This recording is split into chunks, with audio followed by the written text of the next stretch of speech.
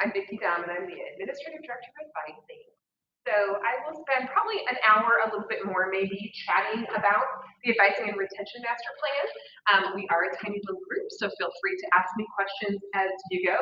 A lot of times I'll go, all right, hang on, I'm going to get to that. So, if you think it's coming, just hold tight for a minute. But certainly I'm happy to address anything at any time.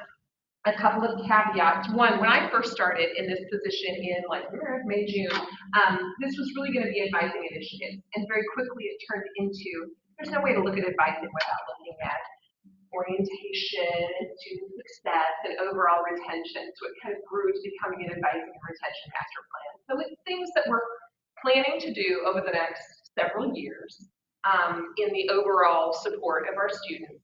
I also acknowledge there's really great advising happening right now on this already. So I'm not trying to fix some horrible problem. What I am trying to do is make sure all of our students have access to really good resources and support and advising. Right now, some of our students are very well served within a program of study or within a scholarship program, and others might not even know that they have an advisor. So that's kind of some of the things we're trying to fix.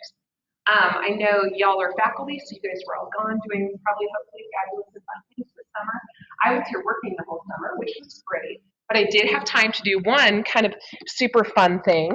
I went skydiving for the first time. I know, it was great. So I don't know how much you can see, but literally that is the picture of true joy and complete terror, all in one face. That's seconds after I jumped at 15,000 feet. You fall about 2 miles in 60 seconds, so it is intense. Things are coming at you in a hurry. And after I finished, I really thought about that experience. Well, super intense in my world is what our students go through every semester. For us, college, we're used to it. It is something we all do, but for them, it can feel like the high dive with the world rushing at them really fast, and they're not sure they can do it, so it can be a moment of real uncertainty. There is no way I'm smiling and doing thumbs up, again, at however many feet I'm at that point, if I didn't have my lovely guide by the side. Jen literally had my back the entire way, got me back to ground safely. And again, we have that really amazing opportunity to be that person for our students every day. I am honored by the work I get to do here every day. I know there's great things happening. But again, for me, there's no way I get to the ground and I feel empowered and strong and thankful and know that I had somebody who really helped me get there. So that's just an image I keep in mind when things are exciting around here, but I would encourage you to think about as well. So in that vein, the stuff I'm going to talk about today is exciting. There's some changes. I know we are maxed out on change right now, right? Semesters and Canvas and all these things. And so change, good, bad, or otherwise, can be stressful. But what I want everyone to really think about is our students and the impact all of this is going to have on them. Before I even accepted this position, I got the offer and I said, I want to talk to Dennis and Bev one more time. I have two kind of caveats. I said I can't even go down this road unless we can agree on two things. One is that we have to make decisions with our students' best interest in mind. That might make me uncomfortable. That might make our faculty and staff uncomfortable, but that's what we've got to do if we're going to move this place forward for what we want for our students. The second caveat is we need to make decisions on the FCC we want to be in 5 years, in 10 years. We get super rooted in who does what today, who has what function today. We're never going to move anywhere, so we've got to really think about who we want to be. So again, ask you to think about that. So when I'm talking to folks, particularly in the advising and student affairs world, about this transformation we're going through, they'll say, what model are you utilizing? Well, this is considered a mixed model of advising. So we will have a total intake system, meaning every new student at FCC, once this plan is unveiled, and this is not all happening next week, it's going to be scaling out over several years. Every new student will get an advisor, a college advisor, but we will also utilize program advising. So we'll have faculty, program department advisors. The goal is that this really helps us define roles and terminology used. Right now, there are folks doing real advising who will say, oh, I don't advise, because they don't label it as such. We'll have people that say they're advisors and maybe they're performing a different role. So with all great intentions, I think everyone's trying to do really good work for their students. And sometimes one human tries to do all the things for one student, because they're worried about them maybe coming back and they're not sure who to refer to. The goal is that this will help us all understand what our lane is, who is occupying what other lane, how we can help each other and not step on toes or duplicate efforts, because there just are not enough of us to be doing duplication. We know we need to create a positive first year experience. I'll talk about my pilot programs in a minute, but I'm telling those advisors all the time, belonging and mattering, that's what it's about, so we can get our students to feel that they belong here and that they matter to us. That is huge. I'm sure you all have seen the F study that IR did. Essentially, if a student fails in their first term here, the chance of them succeeding, persisting, graduating is like slim to none. So we know that we have to really help them on board and successfully become a part of this campus community to the extent that we can and they can. It's also the hope is that this will allow us to move from a reactive service mentality to an educator role. Right now, again, totally good reasons this happens, but we are so busy just dealing with what's flying at us that we're not ever getting ahead of that curve. And we know that students have some pain points along the semester path. We know that there are some times they need information, and as opposed to trying to get ahead of that and ward off some issues, we tend to be waiting for them to come to us and putting out fires rather than getting ahead of that. We know we need to develop curriculum and student learning outcomes. Essentially, one of the ways this looks, again, with my pilot team, we've talked a lot about, yes, belonging and mattering is huge. At the end of the semester, I want my cohort to feel like, yep, I like Vickie, I know I can go to her, she will listen to me, she provides good advice, she's a great network of support for me. But if they have all these goodwill feelings towards me and towards the college, but they don't know how to do anything, then I failed. They should know how to register for a class on their own. They should know how to do drop and add. They should know how to look up a degree audit. They should understand where and how to access resources and support. If I haven't helped them learn those independent skills to become an architect of their own educational experience, I've let them just be reliant on me, but I'm not promoting really their growth and development. So we need to work on all of those things so that our students are moving forward independently while learning to rely on us as a source of support. Another thing that came up pretty early was orientation. New student orientation on all the 3 campuses is very good, and it's much better than it was a few years ago. But it could be better, and it could be more cohesive. I recognize and applaud that each campus's orientation does look different. I want Beatrice to be the best Beatrice it can be, Milford to be the best Milford it can be. So there's room for people to deliver information differently and have a different type of program. But I would argue that a student's need for information is pretty consistent from campus. So instead of spending 5 minutes on one topic in Milford or 25 in Lincoln, I think we need to think about what does the student really need to know in that moment. Right now, we tend to approach orientation as though it's the only time we're going to get to talk to these students. So we're telling them every single thing they need to know from the moment of admission through to graduation. We know that's not how students learn. We know they're not going to remember that. It's not relevant to them. It's not going to stick.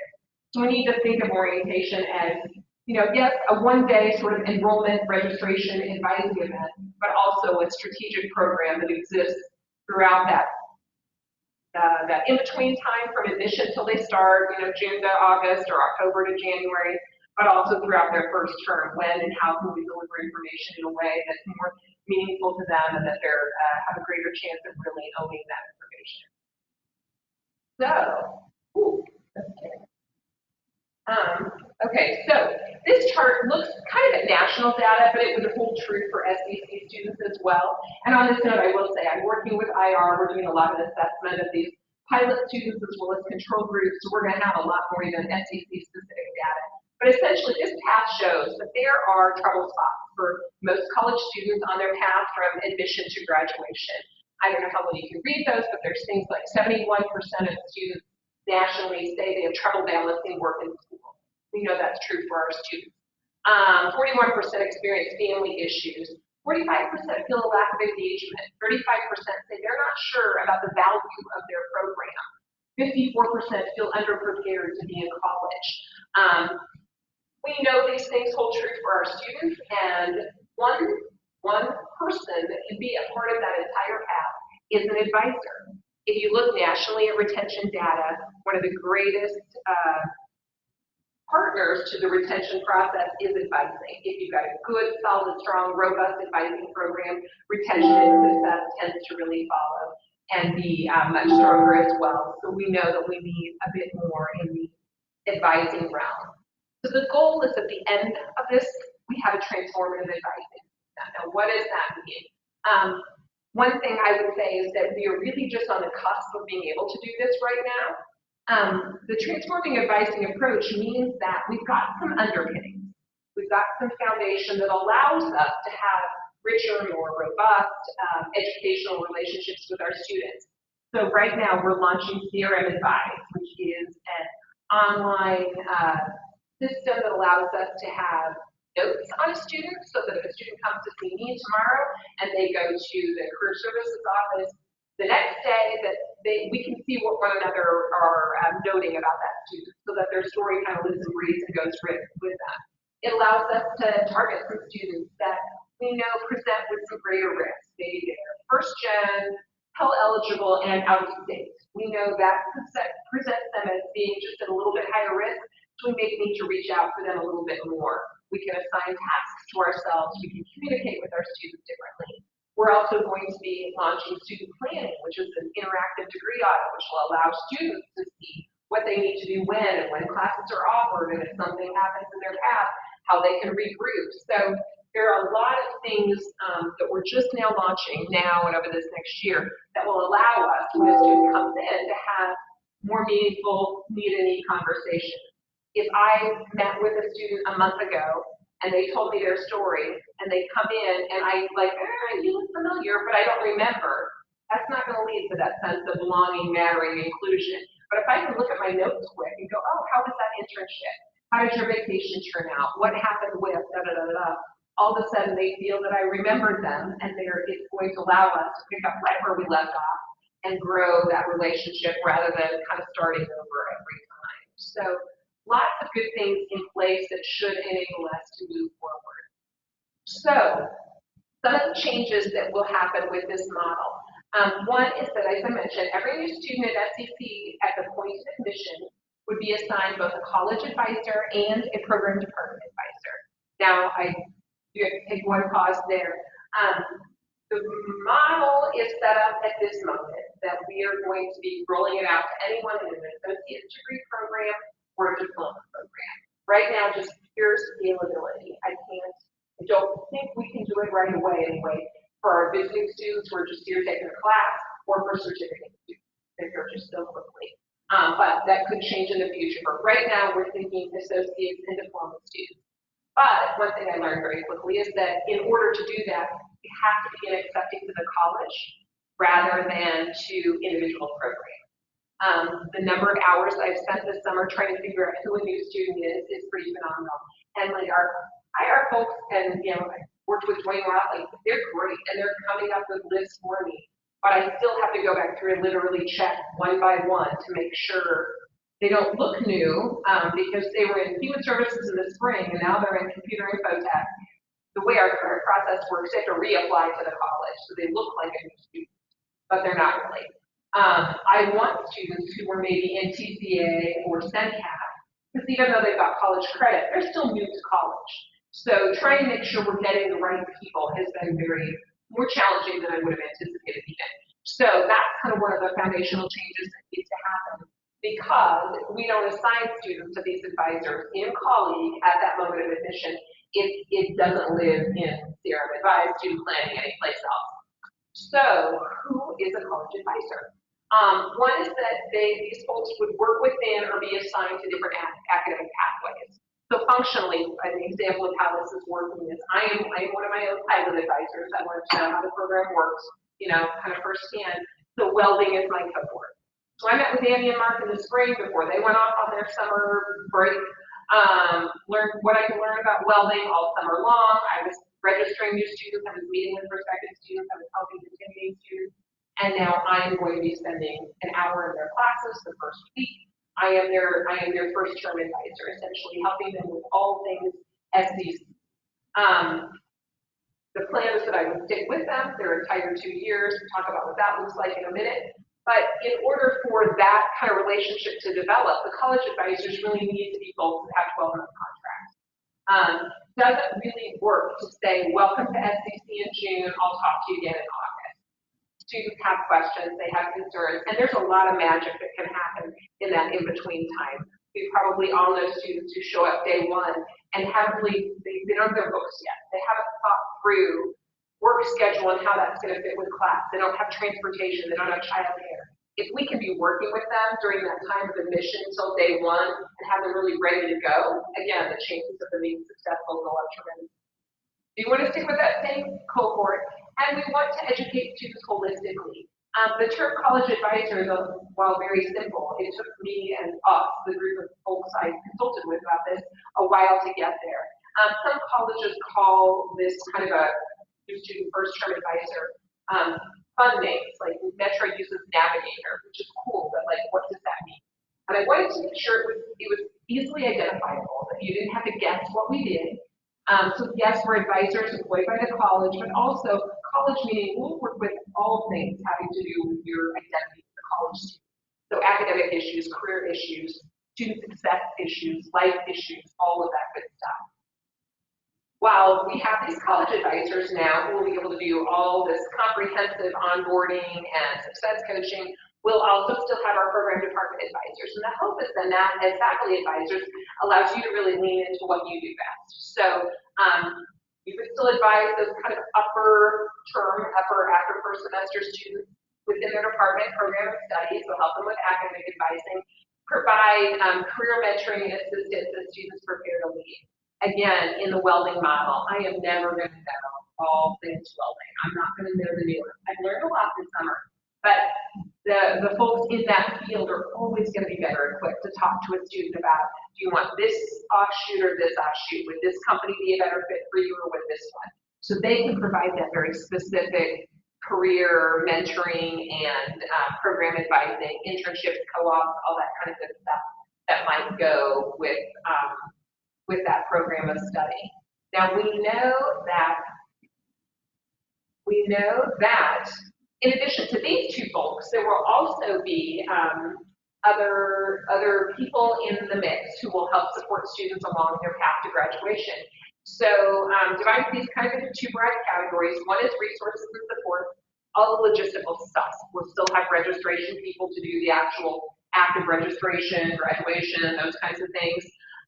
All of our academic processes and procedures, financial aid, scholarships, loans, compliance, all the federal stuff we have the opportunity to do. Likewise, we'll have campus connections. We'll have stuff that our staff, that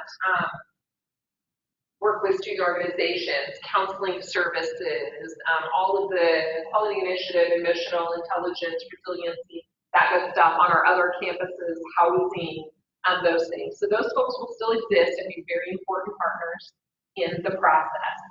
So this slide, a little busy, but I'll talk you through what's happening. So on the left-hand side, that's a visual representation of the model.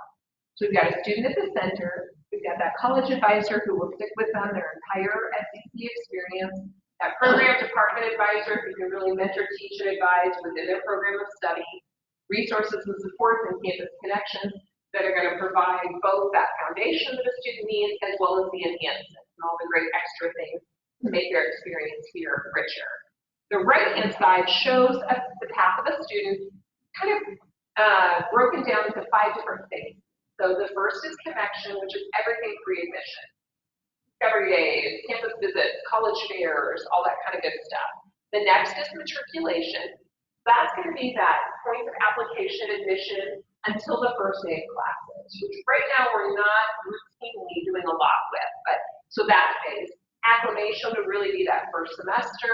Integration is the time they're really digging in. They said, yep, this is the program I want, I'm ready to go. And so they're working through their program, and then completion. And the hope is that if we've created this system where students do feel they belong, they matter, they're connected, we're creating better alumni who are going to feel connected to this college. We're going to want to come back, give back, refer back, all kinds of good things. So we're setting up, hopefully, a stronger lifelong connection to the college. So what happens at each phase? So this first phase is connection. box up at the top on the blue is who would really provide the heaviest lifting. They're going to be the primary folks during that particular phase. So in that connection phase, it is resources and support. We've got our admissions folks doing all the recruitment events, by the college events. We know that we want to get a little more intensive about financial aid counseling before they even walk in the door so that students understand their options, they have access to as many grants and scholarships as possible, and they're really thinking through loans and what's reasonable to take out, what they need to take out, that sort of thing. We also know that career development counseling at that point is huge.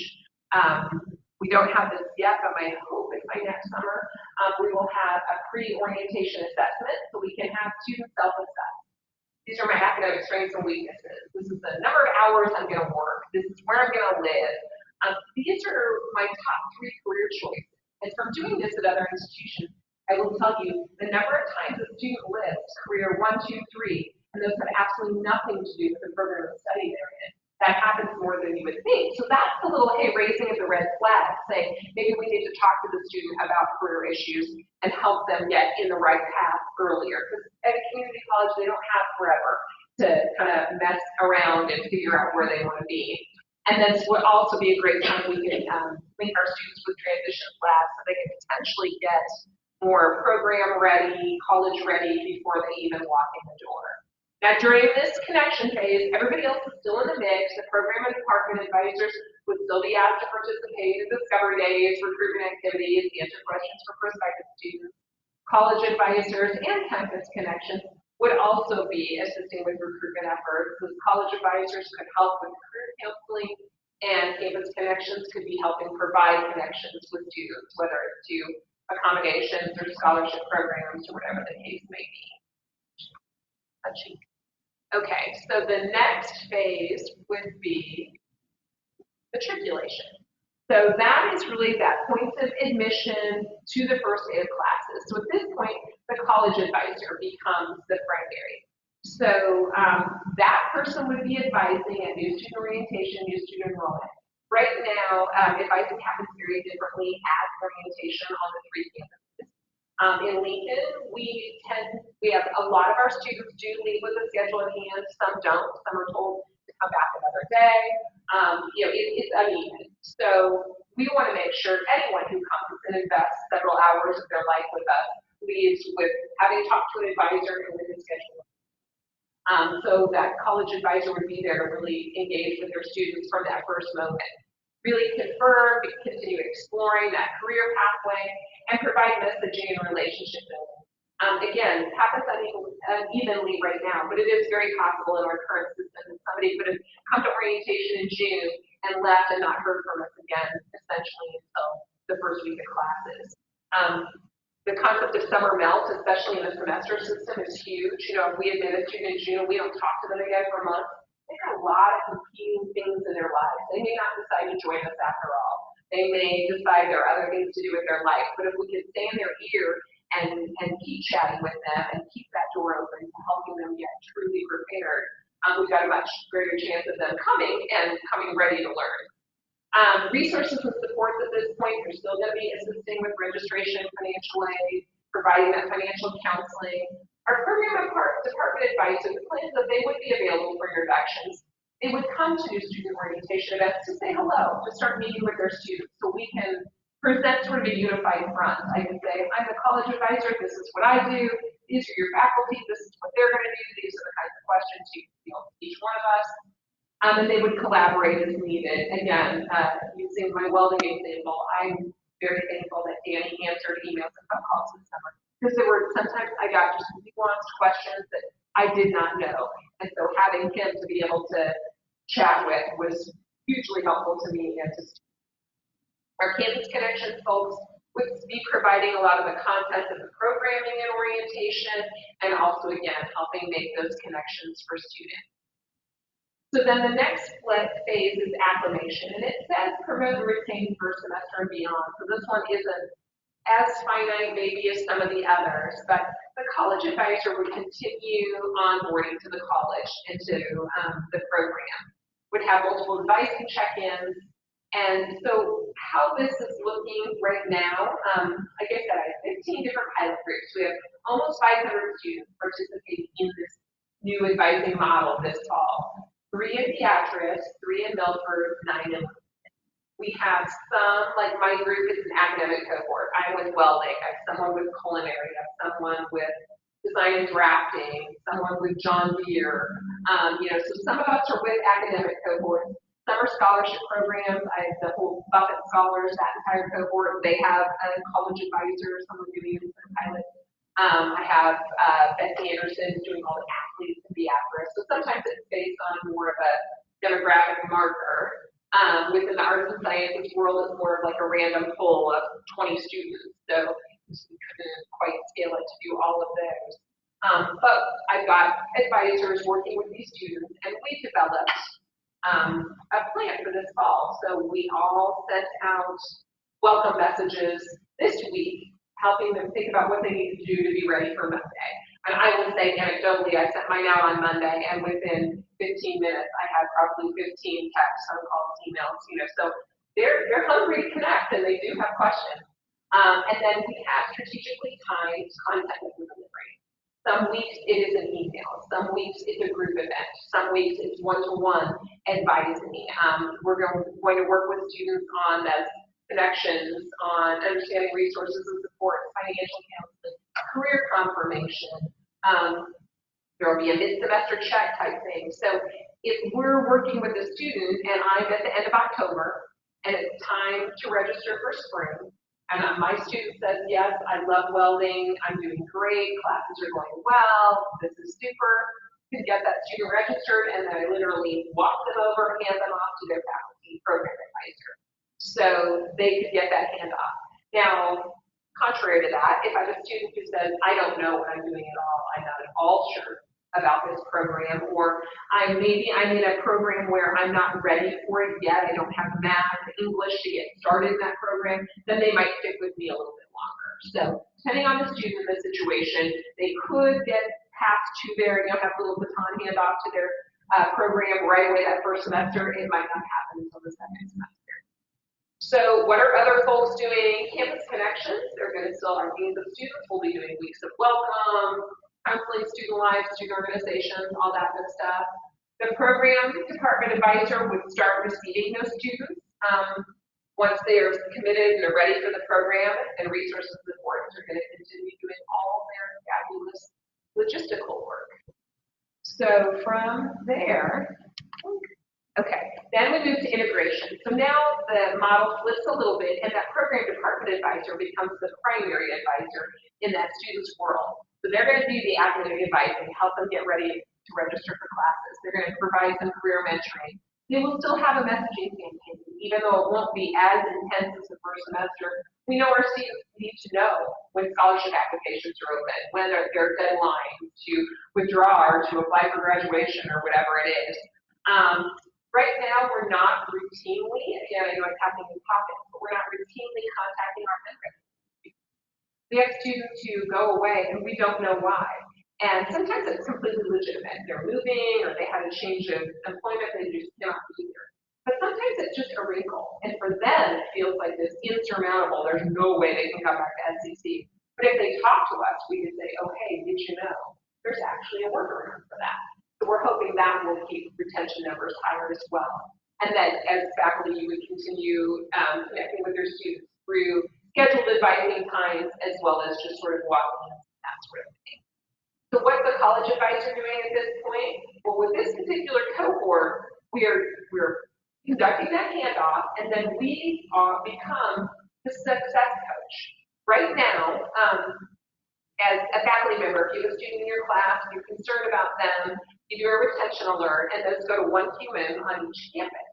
And I used to do that even on the Lincoln campus, so I get how it works, and it's a good model, but for some students, it can feel a little awkward, I guess, maybe. I'm already struggling, I'm at a crisis point, and now I've gotten referred to somebody I don't know, I've been relayed eyes on, I'm not sure if I'm in trouble, what's happening. But if instead, as a faculty member, you can go, oh, this was their college advisor, that's who I'm going to link back to. We already know each other. That student is getting referred back essentially to a friend, somebody that we've got a relationship with. we've got a much greater chance of them engaging and moving forward through what other issues are going on. Likewise, that college advisor is going to start onboarding a new group of students, assuming they're with a program that admits every semester. So their world keeps spinning. Campus connections continue, all the engagement opportunities, resources, and support, all the great logistical things. Okay, then the last phase is that completion phase. So the program department advisor, again, is sort of the primary at that point. They're going to be the one helping that student final paperwork, get ready to graduate, advise or help them think through career options or four-year college options, whatever the case may be. The college advisor could continue assisting in that career transition, more, thinking through locations and values, and maybe even some thinking through interviews and opportunities, that kind of thing, and would continue their support as a success coach. The campus connections will still do all of the engagement. We know we want our students to stay connected with us until the moment they graduate and not check out early, and then our resources and supports would be doing the actual mechanics of graduation, and we would still have career services to do the big, career fairs and lunch and learns and all those kinds of things, and specific resume critique and all of that. So those folks would certainly play a very important role at this point as well. So, timeline. Like I said, right now I'm an N of 1, I have no staff, and so I'm relying on 14 wonderful friends who went on this journey with me, and they're all just doing it as kind of a fun extra thing, which bless them for doing that. But so these are things that are going to happen over the next several years. I'm not doing every one of them. There will be other folks along this journey with me. But for this fall, we are offering this 15 pilot groups on the various campuses, and really hoping to learn a lot. Like I said, we're going to assess our students not only on satisfaction and connection, but also on technical skills. So they can't just say, "Yep, I know how to register." They're going to sit and show somebody, "Yes, I know how to register." We'll assess all of that. Likewise, I'm assessing my pilot advisors. Did you have the training you need, the support you need? How much time does this really take? Do you feel, even anecdotally, that your relationships are richer and more developed? And I would say one of my faculty members already emailed and said, "I know I am a better advisor already." Thinking about that there's going to be an ending to this, and students need to be able to do different things, so it's enabling me to respond differently. And it's someone I know who is a good advisor. She feels like already it's helping her be more intentional, so that's exciting. On the time front, one thing, just as so you know, I guess, if you look at advising around the country, NACADA, which is the National Academic Advising Association, their rule of thumb is that any full-time advisor should be able to handle roughly 300 students. Well, instead of looking at it that way, because our model is a little bit different. We know we want to be really intentional that first semester and then move into more of a coaching role after that. I've chosen to look at it differently. I'm asking those pilot advisors to keep track of literally every minute they're spent. If they're preparing for a group event, if they're sending out emails, any prep work, they're accounting for that, and then they're keeping track of numbers of minutes spent with students, whether that's text, phone, email, or one-on-one visits. So my plan is then, at the end of the semester, we'll know these are the number of touch points we think a student needs during their first semester. They need 5 touch points. And those touch points took on average X number of minutes, and we have this number of students, so ta-da, that's the number of staff we need. Now we'll either look at that and say, yes, between reorganization and hopefully getting some new positions, we can do this. Or we might say, we're going to scale this back or look at it a little bit differently. But having some data to go by to create positions makes more sense to me than just saying 300 to 1. So we're looking at all of that. Likewise, this year we will have a group convening soon that will work on reorganizing, restructuring the new student orientation, new student enrollment experience on all 3 campuses, working on developing that program to accept to the college rather than to individual programs. And just, again, a logistic with that. So essentially what that means, a student can still apply to SEC and say, I want to be in precision machining, I want to be in computer information technology. So it's just declaring a major like you would at another college. And then if they change paths, they can change their program of study. Again, more like a change of major process. So it's an internal process rather than asking them to reapply each time. So just a logistical thing, but you could still know who was in your program study from the get-go. So working on that, working on the staff resource reorganization plan. Again, right now I have a teeny tiny budget and no staff, and so we might have to rethink that in order to scale things out. Working on this advising curriculum and student learning outcomes. Like I said, we've got a plan right now. We'll see if it works. I told everyone, you know, we may find something that we thought was going to be amazing that just doesn't land. We may find something else that we threw in that we weren't sure about at all, and that's the huge thing that seems to really move the needle. So we've got to be open to pivoting and adjusting as we learn more. Doing some faculty and advisor training, and really working on CRM advice and student planning master plan so that we know how we're going to utilize this technology to its best use so that our work can be more functional and efficient and all those good things. So busy year. And I didn't really say, okay, so we're also continuing the pilot of ACFS 1015. I talked about this at the all faculty meeting a bit, but this fall, ACFS 1015, the success class, is required for all Learn to Dream students, and then we have some other students in it, just as we're advised into the class. This fall, they're all 5-week face-to-face classes, and we do have some going on all 3 campuses. The hope is that next spring we'll be able to try it in an online format, and because of the modular kind of concept we're utilizing, we could change that so that next summer we can have shorter, you know, a 1-week boot camp or different options for faculty to utilize within their program of studies. So we are continuing that pilot this year as well. So 2020 to 2021, the goal is that by then we are ready to accept to the college rather than individual programs so that I can begin assigning students to advisors at that point of admission. We really need that to happen before we get too far with this full-scale approach to the new advising. We'll keep expanding and revising the advising curriculum as we learn more and continue to pilot. We will develop a budget plan. Oh yeah. Sure, Okay. They come. So they go to business or assign them to welding and assign a faculty advisor? Okay, and that's a great question, actually. So the way the system will work is that when a student applies, gets admitted, they would be assigned to a college advisor based on their program. So Vickie has everybody in welding. Now, how welding or how academic transfer or how computer info tech, they can set up their own rules.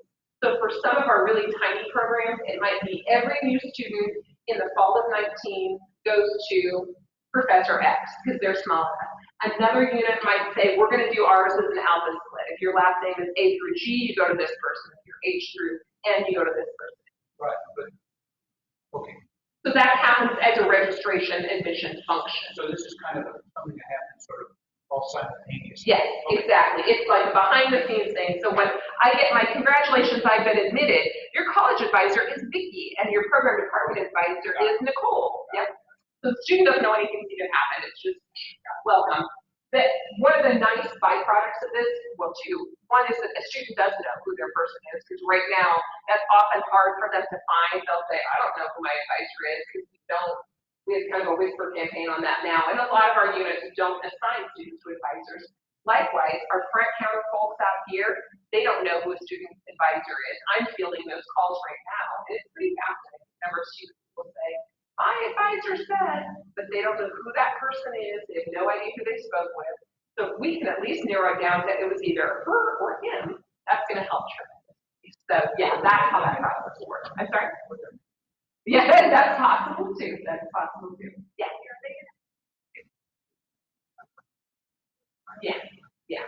And that's part of that, even at that new student orientation moment where we can say, this is what I do, this is what a faculty member does, this is how you get in touch with us. So yeah, absolutely. Okay, so again, we're at 2020, 2021. Working on a budget plan for orientation. Right now, we don't have an actual line budget for orientation. We're just relying on admissions to donate some, and student success, and different people, and we're making it work. But having a dedicated budget would be super helpful. We'll keep rolling out the new student advising program in a pilot form, and we will continue rolling out CRM advice, gaining greater access. Right now, like all my pilot advisors have it, but I think other than that, not a lot of faculty do, and so we need to work on that. And then we will have that year one implementation of ACFS 1015. I spoke about that at the other meeting, but what we're doing is asking programs to look at if you're already at or below your required number of credits, and you've got room for elective hours, and maybe raise your hand and say, yes, we will have our students be required right away next fall. And then you can choose, do you want them just to be in a miscellaneous section taught by whomever, or do you want to embed that in your program, your faculty teach it, and supplement our curriculum with things specific to your unit. So we'll have, at one point we thought we'd have that required of everyone next fall. We decided to do it in waves. So the first chunk of students will be required to take that in the fall of 20. Then we move to 2021, 2022. This is where things get really exciting. So the thought is that by that point, new student enrollment, new student orientation on campus will be a required experience for our students. We already require orientation for everyone, but we say you can do it online or you can come in person. Our thought process is kind of twofold. One is that if we have a really high quality program and we know it makes a difference, we know we're helping students connect, then why not require that of our students? Right now, it's often our media students who don't get here. They're working full-time plus, they've got super complicated lives, they've got a million moving parts and pieces, so they just get it done online. And our online is good, it's much better than it once was, but it's not the same as being here. So we will start requiring that. The 300-mile radius, that could change. That was literally me talking to orientation directors in the region, and that's a really common mile marker, but we could change that. But the thought is that, we really want to begin requiring that. Now, obviously, if you're in an online program, you're never going to come here and take a class, then online. I've talked with Rick Blesson, our fundraising friend, to see if we can even figure out some donor dollars. I don't want people to be priced out of this, so if a student or their family says, we'd love to come, but we literally cannot afford the gas mileage from Scotts Bluff, then they can apply for a grant, basically, and we can bring them the gas back here. So that's part of why this is a bit off too, because we need to work on some of those details. And with all of this, there's still a lot of devil in the details going on, but that would become a required experience by that point. Fall of 21 is also when this comprehensive new student advising plan would be rolled out to all of our students. We would have CRM advice and student planning ready to implement, so we're all using it. We've all been trained on it, we're using it in a uniform way. We'll have some data to derive from so that we know what this has done, and we can keep refining this model as we need to. And we'll have the second wave of students be required to take ACFS 10. Now the 2022 to 2024, that time block, one thing is that by that fall of 22, we should have full implementation of ACFS 10. By now, everybody's required to take it as a new student. But it's also up there just to show that we will continue to upgrade, enhance, refine, improve advising, orientation, and overall retention. Realistically, if this plan looks exactly the way I just laid it out to you in 2024 as it does right now, I'm probably not doing a very good job. It should get better, it should grow, we should learn, we should be developing. So I just ask for a little bit of patience with that there may be things that I say today that then in a year we say, oh, JK, we're not doing that after all, we're going to go this direction. So there are definitely moments to pivot and learn.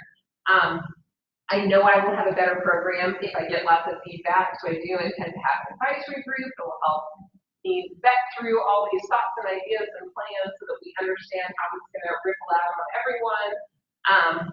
But ultimately, I need that feedback in order for it to be a really strong program.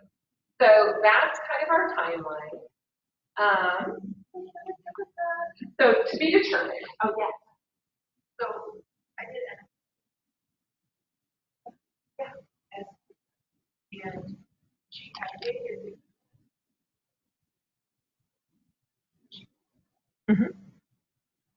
appreciate it. Yes. But that meant very yep.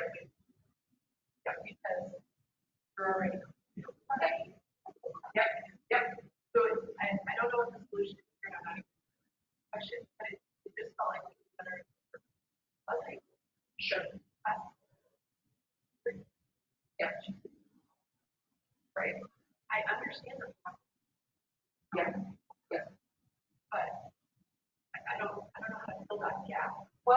the things that, one way that is addressed at other colleges is, one, you have fewer orientation sessions and they're a little bigger and more robust. So instead of having one virtually every single week, we have fewer that are, they're bigger and they're stronger. You can also prorate classes. You can say we're gonna hold seats for August orientation, for July orientation.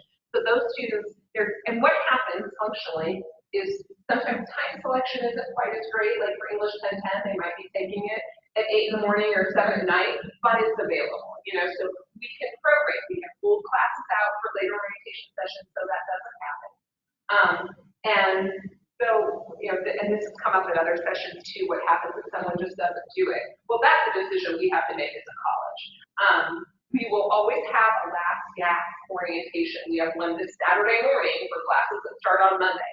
That will always be an option for those students. Those folks do get a little bit of a bind because, we do sometimes have to make decisions on classes. We can still hold some spots, but there could be some classes that get canceled. But that's kind of a choice you're making, unfortunately. But what happens if somebody shows up day 1 or 2 saying, oh, I want to be in classes that haven't done anything? I think we have to decide as a college. And that could be that day 1 and 2, while we're still in that open drop ad period, that we let them do it online and join us. If they come day 5, we may say, you know what, you are too behind the ball already. We are happy to have you join us next semester. I don't know how that's going to pan out, but those decisions will have to be made. But I think the prorating and limiting our number of orientations could address a lot of that. Yeah, exactly. Those are yeah. probably right. Oh, exactly. And this summer especially was very long because you all were gone for a long time. So we had a long bout of not having anything. And again, I think if we're really clear in our messaging to students and families that this is why you need to come to orientation. You're going to get your classes, you're going to meet with your advisor. These are all the things that are going to happen. We might have greater buy-in than it sometimes now can feel like it's just another hoop I have to jump through. But I'm not sure what the value is in it for me. So if we can articulate that value, hold the carrot out there, maybe that's yeah. Oh, and that's the thing. It is disappointing to have somebody. Yeah. That doesn't feel good. Yeah. I think we can address a lot of that anyway. Okay, so some of the to be determined things. One is implication of future faculty contracts. Right now, I know contracts are exciting and things that are happening. There are some hours set aside for student things. Should that change in the future, then I have to change my model, because right now I'm assuming that I've got faculty that have some hours dedicated to working with students. So should that change in the future, I may have to pivot and revamp a little bit as well. We know we need to work through this new student orientation, new student enrollment experience. Right now, we don't have any one human who's in charge of it. We have folks that have kind of stepped up and taken the lead on our various campuses, and no one person is charged with looking at that from an overall strategic standpoint. So we probably need to work on that. Budget I mentioned, that's something that we need to think through, and space planning. And that has already been on the radar even before I got hired. As we're on Lincoln, we're remodeling this B-section space. There is an advising community that's already been built to get all folks that are associated with advising in the same area. There's room for growth. So if we do get new positions, folks could be there as well. But I know on the Milford Beatrice campuses as well, as they're thinking about space remodeling, they've got advising in mind, so that it's easier for our students to find who we are and what we do. So, change is hard. I know that sometimes some of this can feel, I've had faculty particularly who have said, oh, this feels great. It's going to be a nice person to refer to, and it's going to let me do what I do. I'm excited. But other people that are a little concerned. But I think if we all keep our students in mind and keep talking, it will be a really good program. So got a couple other things to go through, but does anybody have questions on the advising model before I move through? Okay. So retention alert process, y'all may have seen this already, maybe not, but we don't have the new retention alert process completely loaded into Canvas, so IT did this lovely thing to show. So if you get to your course in Canvas, and then you click on people, your course roster, that's gonna be how you get to retention alert. So get to your course, click on people, Then you're going to click on retention alert. It's going to appear right there. So you click on that, and then it looks exactly like it did in Google, right? So you're gonna put the name or the ID in there, you're going to press submit, and then you're gonna be able to do the type of issue, the summary, the notes, how you got in touch with that student and press submit. I sure can. This one? This one. You bet.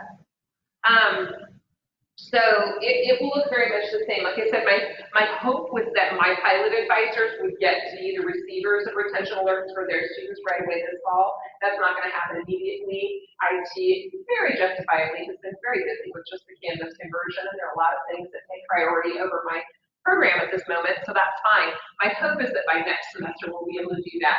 Again, just to think about scalability. How many retention alerts are they getting? Can they keep on top of it?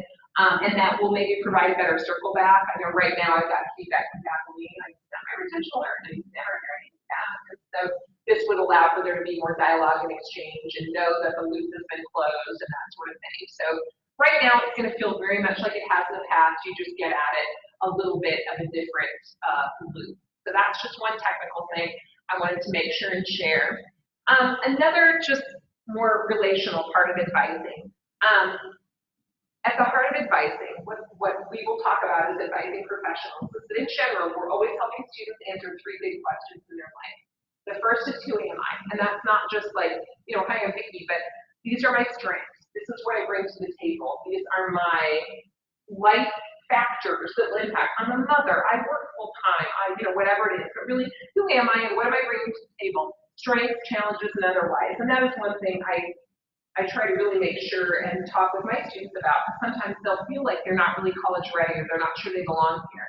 They have a ton of strength and grit and resiliency. They just haven't applied it quite in this setting. So helping them think through all the great skills they have and how they can just tweak them a little bit to be successful here. Who do I want to be? And that's not just, I'm going to go through the career cluster and pick the program that makes the highest amount of money right out of the gate. It's what kind of life do I want to lead? Where do I want to live? What do I want my work schedule to be like? How much time am I willing to dedicate to education? Do I want to stop at the associates? Do I want to go on for a bachelor's, master's, more? So really thinking through those values and goals and things. And then the last is, how do I get there?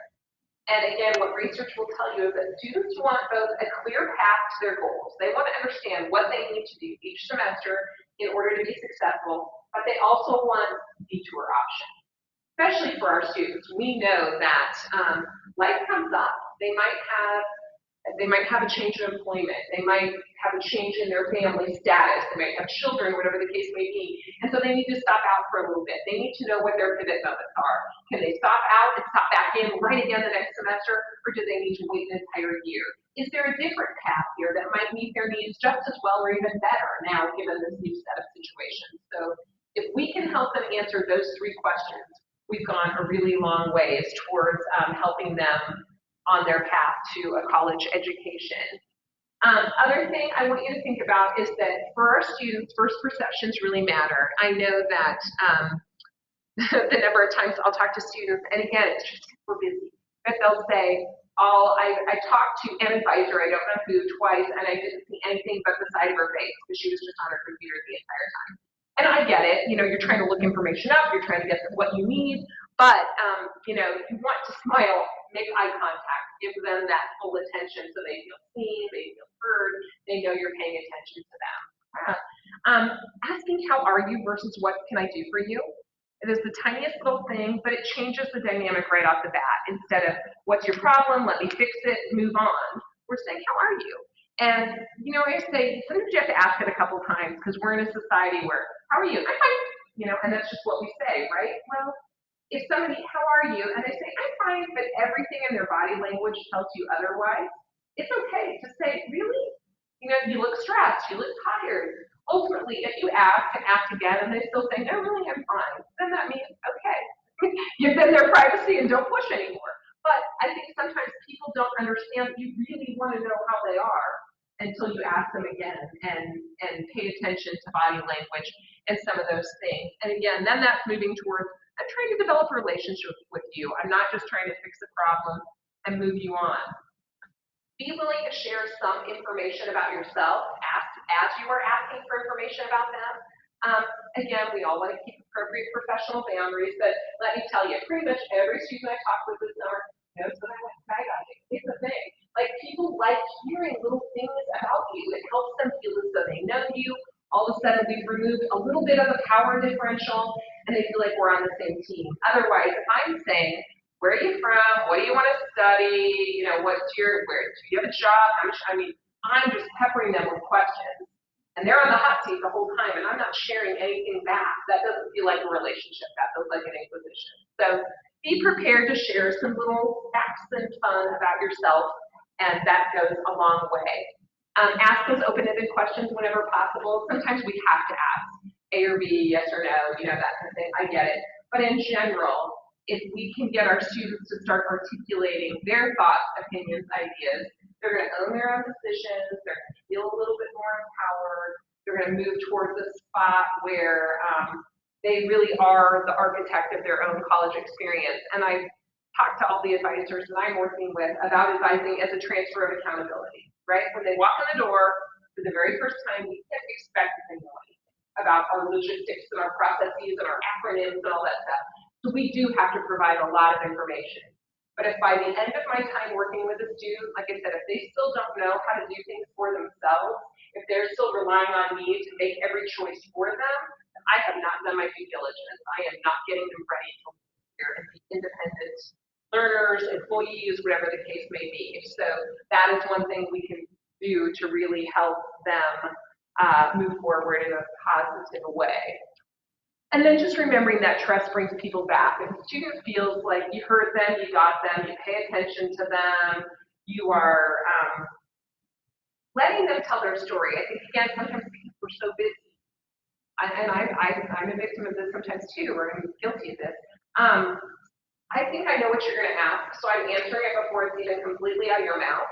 That's really that's not nice at all. It's disrespectful to not let you say it. And the reality is I might not know, actually. Your nuance might be a little different than what I think you're going to ask. So give them that moment to really own it, even though you've heard that question 16 times, it's the first time they've asked it.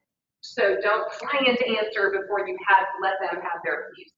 If they feel like they've develop that relationship with you where they trust you, then when they do hit that little hiccup in their road, they're going to come to you. They're going to refer a friend to you. So, we want to make sure we're creating that climate so that our students feel like they've got someone they can go to. Anchoring versus setting positive expectations. This is something that, is a big thing for me, and I'm sure it is for a lot of you too. In higher ed, sometimes justifiably so, we get into the legalities, what do I have to tell the student? And we do need to tell the student things. But if we're on our syllabus CID or how we're interacting with them in class, we're leading with, you can miss 2 classes. You have to earn at least a C. Human nature is we tend to focus on that lowest bar. And so all of a sudden they're thinking, okay, well I can miss 2, as opposed to saying, my expectation is that you are going to be in every class. And, I taught an ACFS class, will be my 3rd time teaching it. And every time I say that, I expect 100% attendance. Okay, it's a tiny class and it'll only meet 5 weeks, so there is that. But I've had 100% attendance most times I've taught it. I have laid that out there every time, and it becomes the group goal then. If you focus on, I need everyone in this class to get an A or a B. Not everybody will. That's human nature, right? We know we're going to have some students who maybe don't show, don't try. But if you set that out there, maybe we're helping people look towards that higher goal as opposed to the lowest common bar they have to get through. So whether that's in how we're helping our students in advising interactions in the classroom, that concept can be a really empowering thing for our students so that they're learning to set high goals for themselves that are achievable but challenging.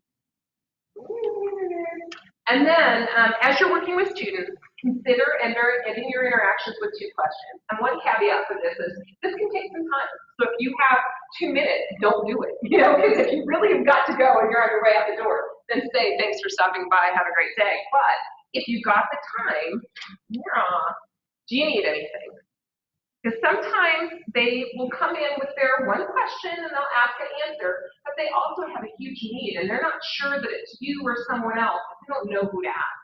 But if we offer it, they may just ask us. And again, my experience with this, some of our students are way oversharers. You ask one time and they're going to tell you all the things that they need. But some are tougher nuts. You have to offer this 2, 3 times before they decide, oh, she really needs that. I often think of it as like when you're driving just when the sun's starting to set and people flash their brights. Like you're driving without your lights on. The first time somebody flashes the brights, it might not even resonate with you. The second time, you're like, oh, that's weird. And then the third time, you go, oh, they need me. Oh, got it. They're applying that to me. So sometimes it takes a few reps of this before they really believe you and feel like you mean it. And then the last is there anything else I can help you with? Again, super simple, but there are things that will mean a lot to our students because then they'll feel like, okay, they do really care. SETI data shows us that right now our students feel as though we care about their lives outside of the classroom less than the national norm. So it's not bad, but we are not performing at the same level as our peers as far as having our students believe we care about them. And we do, right? I mean, I'm convinced people come to work and they care. We're choosing to work here because we care. And these are just some really simple things that can show a student that we do care and we want to know what else is going on. And you may not be the person, you may need to refer them on or get some supports in there that this could be out of your wheelhouse, but them even articulating it to you is a huge step in helping them get through this place successfully. So that is the end of my time. So thoughts, questions?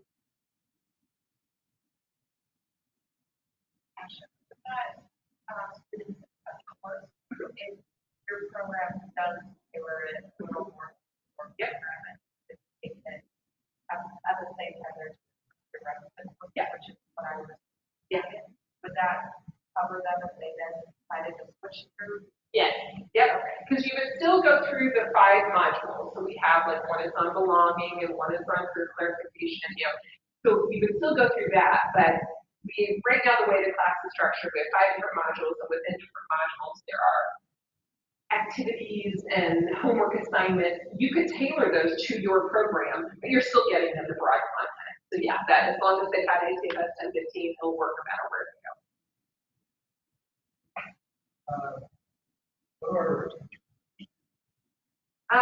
Boy, I would have to look to be for sure. They're low.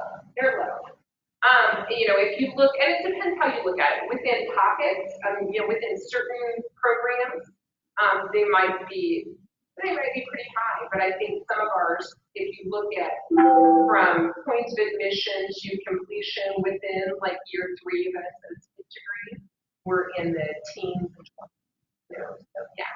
It's low. And community colleges are always going to be lower than 4-year schools.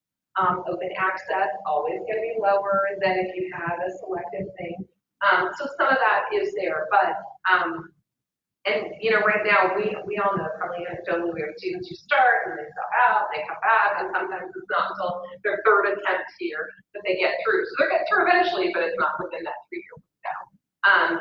It'll be interesting, the move to semesters, that could change things because we're lining up better with school calendars and those kinds of things that could end up improving, giving students 15 weeks to learn instead of crunching it into 10, that could help things.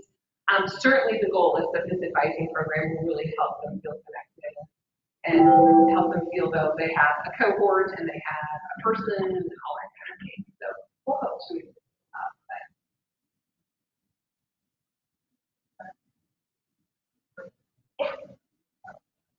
It is in pilot phase right now. So we have some folks like Career Advising, the Success Center, all my pilot advisors, we're using it.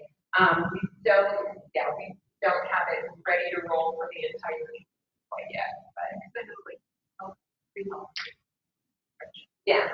and like I helped Vickie with that, kind of setting it up. But the nice thing about this CRM advice is that, like I said, I can see my whole welding cohort. So I've got every first term welding student in one community, so I can see them. I can see their success score. So if they've been flagged as being high risk for one reason or another, I can see that. I can see if they have pools. I can see if they're affiliated with any scholarships. and then I can keep notes on there. So I can look, and as the advising director, I can check in each one of my pilot advisors and see what they're doing. So I told them, if you're not documenting it in advice, as far as I know, it didn't happen.